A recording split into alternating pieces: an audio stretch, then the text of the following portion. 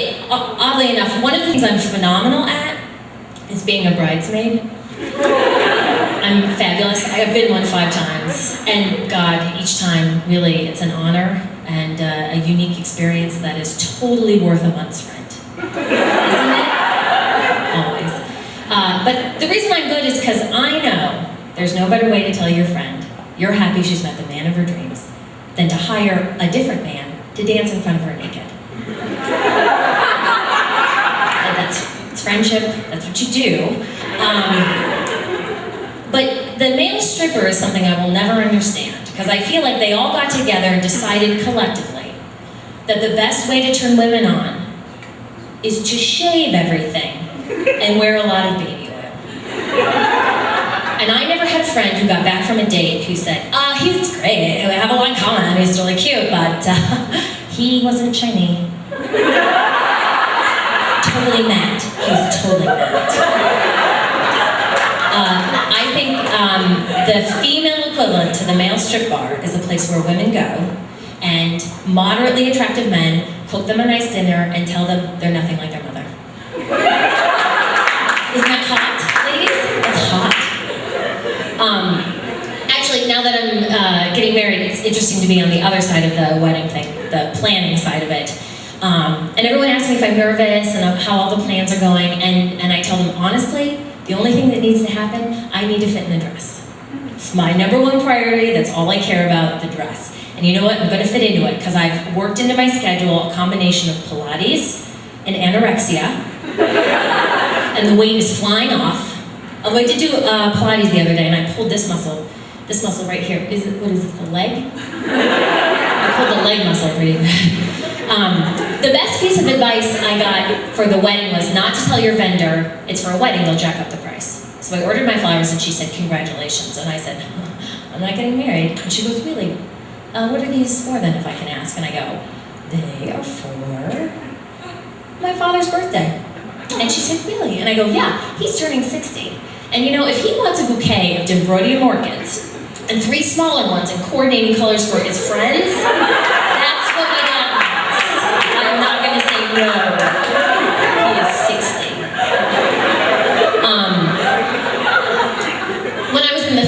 When I was in the sort of the thick of being a bridesmaid and I was single and all my friends were getting married, I kind of started to panic a little bit. I would call my mother, which was my first mistake, and I go, dear God, everyone is getting married. Everyone, I have to get married. Something's wrong with me, I need to get married, everyone's doing it. My mom goes, Nicole, if everyone jumped off a bridge, would you?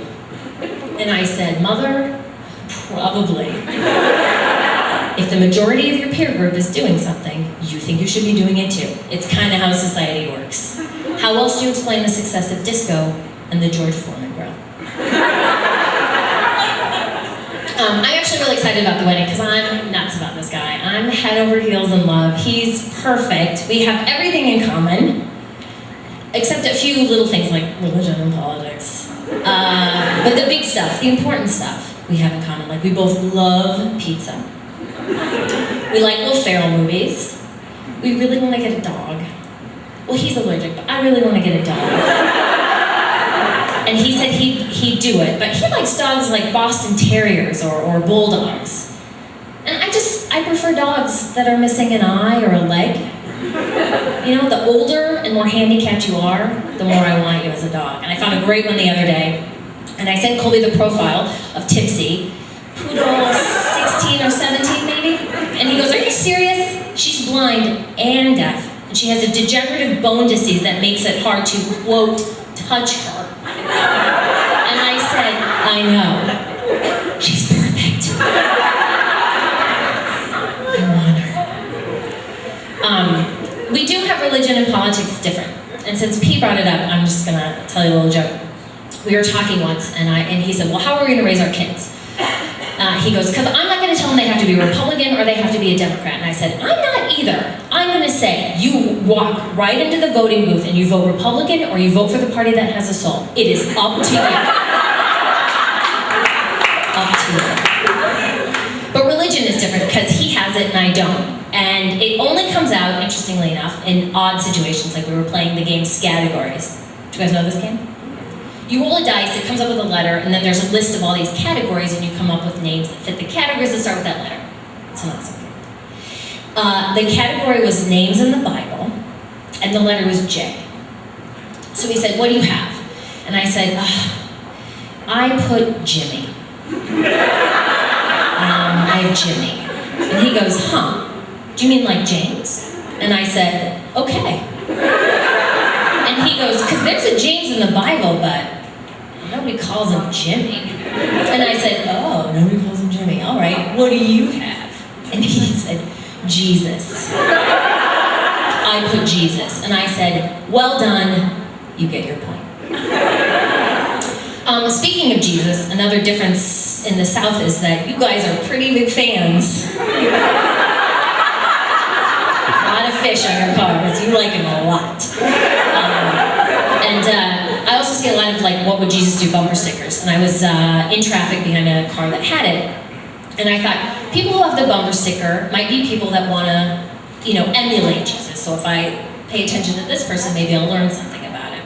And what I learned is that Jesus would also have to wait in traffic. And he would drive a luxury SUV.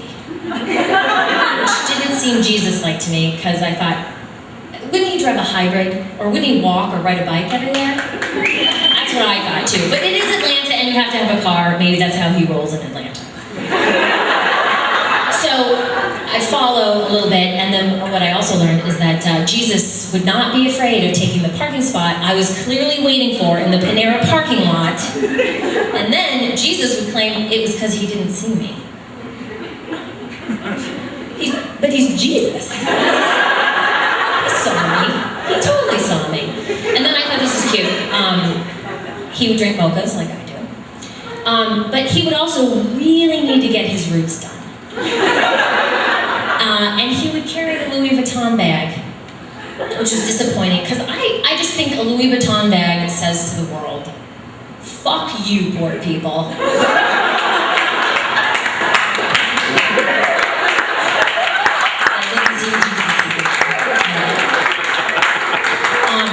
Speaking of fuck, I taught English to French teenagers in France for a year. And what you'll find interesting about French teenagers and American teenagers is that they have a ton in common. They really do. Same clothes, same music, they both totally suck. And they're very hard to discipline, because if I yell at them in English, they don't know English well enough, and it sounds funny and they can't take me seriously. But my French was a little broken, so if I yelled at them in French, it was kind of awkward too. It would sort of sound to them like, you was to having me seated in corner. Is you listen me? Because I is being saying that you was in corner, and I mean in the present. So they were like, oh, okay. So to get them to behave, I said that I would teach them cuss words. And they were very excited about this. So they behaved, and cuss word day came, and I don't know where to start. We have a lot of good stuff, So I just said, does anyone maybe already know any cuss words? And the kid in the back of the room yells, fuck your mother! And I was like, whoa. We do not say that. In the United States of America, we assume you already fucked your mother, and we call you a motherfucker. It's a noun. It's a noun for us, not an imperative. It's a noun, kids. But I won them over. And we were bonding, and they were like, Nicole, what do you think of the French? And I go, honestly, kids, really? And they go, yes, please. And I said, we think you're rude, and we think you smell. And this was their response. I think they know. And I said, okay, quid pro quo, what do you guys think of the Americans? And they really kind of railed into me. We think you are fat, we think you are stupid, we think you drive everywhere on your SUVs. What was I supposed to say? Jesus does too. What was I supposed to tell? But they kept going, and finally I was like, all right, that's enough. Seriously, that's it. Yeah, especially you, Jean-Luc, seriously. Fuck your mother. Thank you very much.